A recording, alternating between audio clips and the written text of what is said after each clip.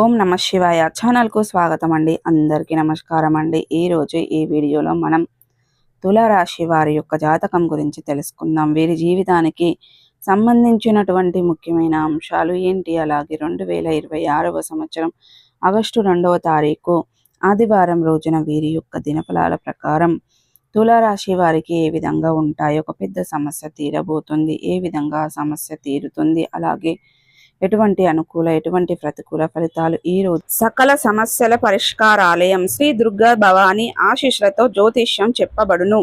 గురూజీ నాగరాజు గారు ప్రేమ సమస్యలు, పిల్లలు పెద్దల మాట వినకపోవడం, సంతానం, విడాకులు, స్త్రీ పురుష వశీకరణం, పెళ్లి సమస్యలు, భార్యాభర్తల సమస్యలు, శత్రు సమస్యలు, ధన సమస్యలు, విదేశీ ప్రయాణం, ఎటువంటి అనారోగ్య సమస్యలకైన వనమూలికలతో వైద్యం చేయబడును.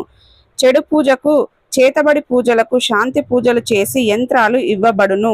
మీ జీవితంలో ప్రతి ఒక్క సమస్యకు ఈ గురువు గారి వద్ద పరిష్కారం కలదు. ఈ గురువు గారి వద్ద ఎంతో మంది లబ్ధి పొంది ఉన్నారు. దినఫలాల్లో తులారాశి వ్యక్తులకు కనిపిస్తున్నాయి. ఈ పూర్తి వివరాలు అన్నీ కూడా ఈరోజు ఈ వీడియోలో వివరాల్లోకి వెళ్లే ముందు మా చిన్న రిక్వెస్ట్ ఏమిటంటే, ఇదివరకు మా ఛానల్ని మీరు సబ్స్క్రైబ్ చేసుకున్నట్లయితే కనుక సబ్స్క్రైబ్ చేసుకోండి. అలాగే పక్కనే ఉన్న గంట సింబల్ ఆల్ అప్డేట్స్ను క్లిక్ చేయండి. అప్పుడే మేము అప్లోడ్ చేసే ప్రతి ఒక్క వీడియో నోటిఫికేషన్ అనేది మీకు వస్తూ ఉంటుంది. నోటిఫికేషన్ రాగానే వీడియోను ఓపెన్ చేసి మా రాశి గురించి, మా జాతకం గురించి తెలుసుకోవచ్చు. అలాగే మీ ఫ్రెండ్స్ అండ్ ఫ్యామిలీ మెంబర్స్లో ఈ రాశి వారు ఎవరైనా ఉంటే వారికి కూడా షేర్ చేయండి. వారు కూడా వాళ్ళ రాశి ఫలాల గురించి, వాళ్ళ జాతకం గురించి తెలుసుకుంటారు. సో ఇక ఏమాత్రం లేట్ చేయకుండా వీడియోలో వివరాల్లోకి వెళ్తే గనక, తులారాశి అనేది రాశి చక్రంలో 7వ రాశి. చిత్త నక్షత్రంలోని 3, 4 పాదాలు, స్వాతి నక్షత్రంలోని 1, 2, 3, 4 పాదాలు, విశాఖ నక్షత్రంలోని 1, 2, 3 పాదాల్లో జన్మించిన వ్యక్తులు తులారాశిగా పరిగణించబడతారు. ఈ రాశికి అధిపతి శుక్రుడు. ముందుగా వీరి యొక్క వ్యక్తిత్వాన్ని మనం గమనించినట్లయితే గనక, దృఢ సంకల్పంతో కార్యాచరణ శక్తిని కలిగి ఉంటారు. అనుకున్నది సాధించే అంతవరకు వదిలిపెట్టని పట్టుదల కూడా వీరిలో ఉంటుంది. అలాగే సున్నిహితమైనటువంటి మనసులు, చాలా సహనం, ఓపిక ఉంటుంది. ఫలితాల కోసం ఎంత కాలమైనా నిరీక్షించే స్వభావం వీరికి ఉంటుంది.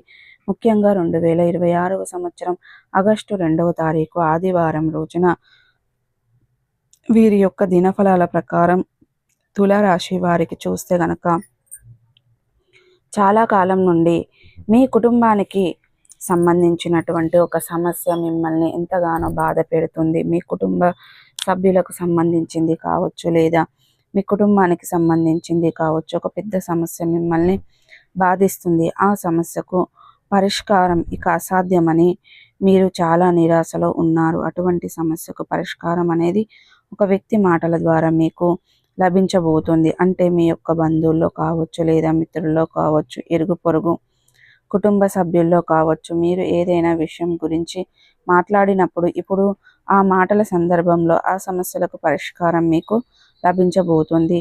ఆ సమస్య తీరబోతుంది. ఈ విధంగా చాలా కాలం మిమ్మల్ని వేధిస్తున్నటువంటి ఒక పెద్ద సమస్య తీరే అవకాశాలు ఈ రోజు దినఫలాల్లో కనిపిస్తున్నాయి. అలాగే కుటుంబ సభ్యుల్లో చాలా కాలం నుండి సమయాన్ని గడపాలని సూచిస్తున్నారు, కానీ గడపలేకపోతున్నారు. సమయం దొరకడం లేదు. ఈరోజు వారితో సమయం గడిపే అవకాశాలు కూడా కనిపిస్తున్నాయి. అలాగే కుటుంబ సభ్యులతో ఇదివరకు ఏమైనా మీకు విభేదాలు ఉన్నట్లయితే వాటిని ఖచ్చితంగా పరిష్కరించుకోగలుగుతారు. అలాగే ఈరోజు దినఫలాల ప్రకారం మీ యొక్క కుటుంబ సభ్యుల నుండి ఏదైనా శుభకార్యానికి సంబంధించినటువంటి ఆహ్వానాన్ని రిసీవ్ చేసుకుంటారు. అలాగే కొంతమంది తులారాశి వ్యక్తులు రాజకీయ నేపథ్యం ఉన్నటువంటి శుభకార్యానికి హాజరయ్యే అవకాశాలు కనిపిస్తున్నాయి. ఇరుగు పొరుగు కుటుంబ సభ్యుల నుండి కూడా ఏదైనా శుభకార్యానికి సంబంధించిన ఆహ్వానాన్ని మీరు అందిపుచ్చుకోబోతున్నారు. అలాగే తులారాశి వ్యక్తులు నూతనంగా ఉద్యోగ ప్రయత్నాలు చేస్తున్న వారు ఎవరైతే ఉన్నారో వారికి ఒక అవకాశం అయితే రాబోతుంది. కానీ ఆ అవకాశం అనేది 100% మీకు సాటిస్ఫాక్షన్ అందించకపోవచ్చు. కొన్ని విషయాలలో మీరు రాజీ పడవలసి వస్తుంది. అయినప్పటికీ అనుభవజ్ఞుల సలహాలతో ముందుకు వెళ్ళండి. కుటుంబ సభ్యులతో, శ్రేయాభిలాషులతో చర్చించి ముందుకు వెళ్ళండి. అది మీకు అత్యుత్తమైన ఫలితాలను అనుగ్రహిస్తుంది. అలాగే తులారాశి వారు ఉద్యోగస్తులకి కూడా సమతులత ఉన్నటువంటి మీ యొక్క తోటి ఉద్యోగస్తుల్లో ఒకరు మీ పైన ఒక ఆరోపణ చేసే అవకాశాలు కనిపిస్తున్నాయి. పై అధికారుల వల్ల మీరు దాని కారణంగా మాట పడవలసిన పరిస్థితి కూడా వస్తుంది. కాబట్టి ఎటువంటి వ్యక్తుల గురించైనా మీరు వారితో సహనంగా చేయటం ఉత్తమం. అలాగే పై అధికారుల గురించి మీ తోటి ఉద్యోగస్తుల దగ్గర నెగిటివ్‌లా మాట్లాడకండి. అది మీకు సమస్యలను తెచ్చిపెట్టే అవకాశాలు ఉన్నాయి. అనవసర వాదనలకు, చర్చలకు ఎంత దూరంగా ఉంటే అంత ఉత్తమం. సో, చూసారు కదండీ! ఈ వీడియో మీకు ఎలా అనిపించింది? నచ్చిందా? నచ్చితే గనుక ఖచ్చితంగా లైక్ అండ్ షేర్ చేయండి. మరిన్ని మంచి మంచి వీడియోల కోసం మా ఛానల్ అనేది త్వరగా సబ్స్క్రైబ్ చేసుకోవడం మర్చిపోకండి ఫ్రెండ్స్.